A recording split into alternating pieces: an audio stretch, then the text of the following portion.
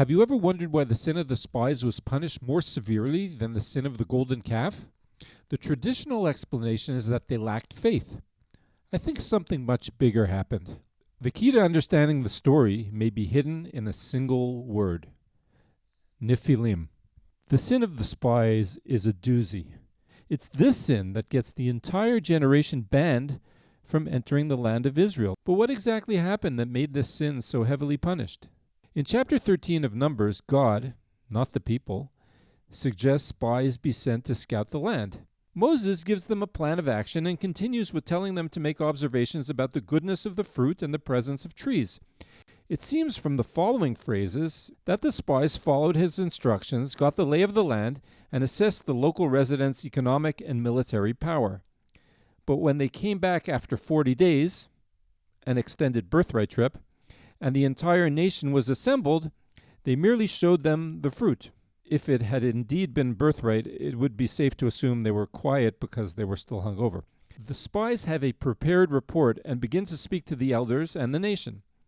We came to the land you sent us to, and it is flowing with milk and honey. In the next phrase, the spies say, the local nations dwelling in the land are fierce. Their cities have large fortifications, and we saw the descendants of Anak, the giant. They continue being factual and talk about the placement of the local nations, starting with Amalek. With that, their initial report concludes, and it's a fair report, accurately assessing the enemy and their strengths, with a positive twist about the bounty in the land, which is supported further by the large, beautiful fruit they've brought back for show and tell. But with verse 30, things start to change. Caleb silenced the people towards Moses and said, let's go up to the land and inherit it. Did Caleb feel the crowd's negativity start to mount and then jump in to try to turn the tide? Or did he sense excitement and want to move it to the next level and enter the land? At this point, the unanimity of the spies shatters.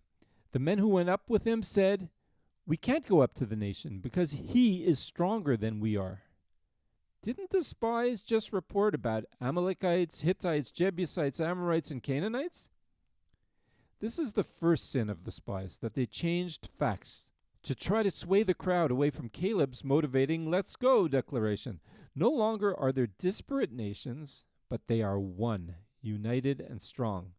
Clearly the people know that God can handle Egyptians, Amorites, Amalekites, and others who they encountered on their peregrinations through the desert. But what about all of them together?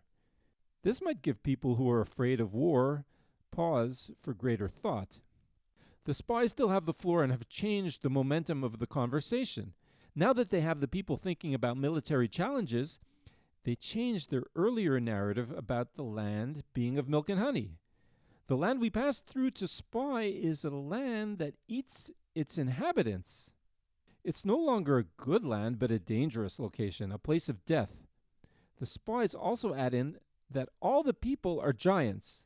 5 nations quickly merged into one great nation, and 3 giants became representative of the entire people. This is clear manipulation and fear-mongering. What happened to alter the spies' narrative about the land being good? Let's assume the spies really believed that the nation was being sent into a death trap. Why would they have reached that conclusion? To start saying that the nations in Canaan were united was not true. But what if they were forced into a military alliance to fend off the invading Israelites? Amalek forged an alliance with the Canaanites for the sole purpose of fighting the Israelites in the verses immediately after this event. Even though that hadn't happened yet, the spies might be onto something. After all, in verse 29, wasn't Amalek mentioned first? Which seems peculiar, as they may have been the least numerous and had no defined land area.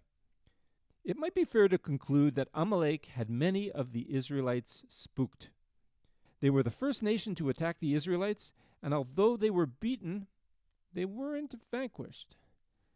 Their hit-and-run methods of preying on the weak may have impacted many people. Not having God finish them off may have left many Israelites wondering if this was a sign God wasn't as great and mighty as they had thought. If fear of Amalek was driving the spies to give a thumbs down to the entire inheritance plan, then what would make Amalek even more formidable? Verse 33 explains. It's giants, an entire team of giants. The spies had already mentioned the giants and now reintroduced them to the people with imagery that was meant to frighten everyone. We were in our own sight as grasshoppers, and so we were in their sight. Not only did they see us as small and weak, but we did as well. We lost all self-confidence when we considered a union of Amalek and giants attacking us. A deeper look at this verse will show something even more frightening.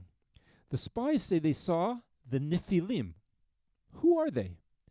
In one of the most bizarre episodes of the entire Bible, a group of entities called the Sons of God take wives from the local human population and breed with them. These were warriors, world class, the men of the name. The people apparently knew who the Nephilim were, and this is why the spies cite them. Perhaps there was a living legend about the Nephilim that everyone knew. If one believes the people were nervous about the presence of Amalek, what would put this united enemy over the top? The answer is simple. What if the enemy possessed not only powerful armies, but beings associated with God himself? Suddenly, the Israelites would not merely be facing Amalek and Canaan, they would be facing forces that seemed connected to the divine realm itself. Some people might be scared of Amalek. Some others might be scared of a united front of numerous armies merging to fight them. But what if their ace in the deck, God himself, was part of the enemy team? This was the message they transmitted to the people, crushing Caleb's "Let's go" clarion. Hence, the people wept that night. They were devastated. Would they weep over Amalek? Would they weep over a united army? But if God were against them, or if the Israelite God was up against his own descendants, numerous descendants, in the form of giants, that would be something to cry about. When discussing what the sin of the spies was, they spoke badly about the land and didn't believe in the might of a God who had destroyed the mightiest army in the world, the Egyptians. But more than anything else, it was that they erased the hopes and dreams of the entire nation for a collective future in the land of Israel. Joshua and Caleb understood what was happening. This was the death of the national dream. Thus they tore their clothing in mourning. But they didn't give up. They tried again, this time speaking together and attempting to refute the two main points made by the 10 spies. But it didn't work. The nation tried to stone them to death before God stepped in to save them. In assessing the sin and its significant punishment, one should compare it with the sin of the golden calf. Was this worse than idol worship? At first blush, worshiping an idol violates the 10 Commandments, whereas insulting the land of Israel, which is what God says he's punishing the spies for, isn't a sin of any sort. On the surface, it seems the sin of the golden calf is much worse. The golden calf did result in punishment, including the deaths of 3,000 idol worshippers at the hands of the Levites, but not by God. Yet the punishment here is far broader. An entire generation is denied entry into the Promised Land. In this case, the spies manipulated facts to make the enemies seem greater, stronger, more united, and more powerful than they were. The fear the spies instilled in the nation had to do with a complete disbelief in the leadership of the nation, meaning God and Moses. This isn't a situation of fear caused by helplessness, but fear caused by distrust and loss of confidence in the leaders of the nation and God. The loss of confidence in God was great to the point that either the people believed God was going to fight against them, or that an offshoot of their God, in the form of giant godlike warriors, would defeat their God. This is an enormous difference. For this they were judged guilty and eradicated immediately by a plague. It's biblical irony at its best that the chapter concludes with the Amalekites uniting with the Canaanites to engage the Israelites in battle and defeating them, just as the spies feared would happen. One can feel God saying, okay, you turned your backs on me because you feared that would happen. I'm going to make exactly that happen. That the people bought into the spy story and concluded that God and Moses were misleading them and couldn't be trusted any longer to carry out their plan was the sin. For this, every man in the nation older than 20 would be denied entry into the land of Israel. And yes, it was a doozy.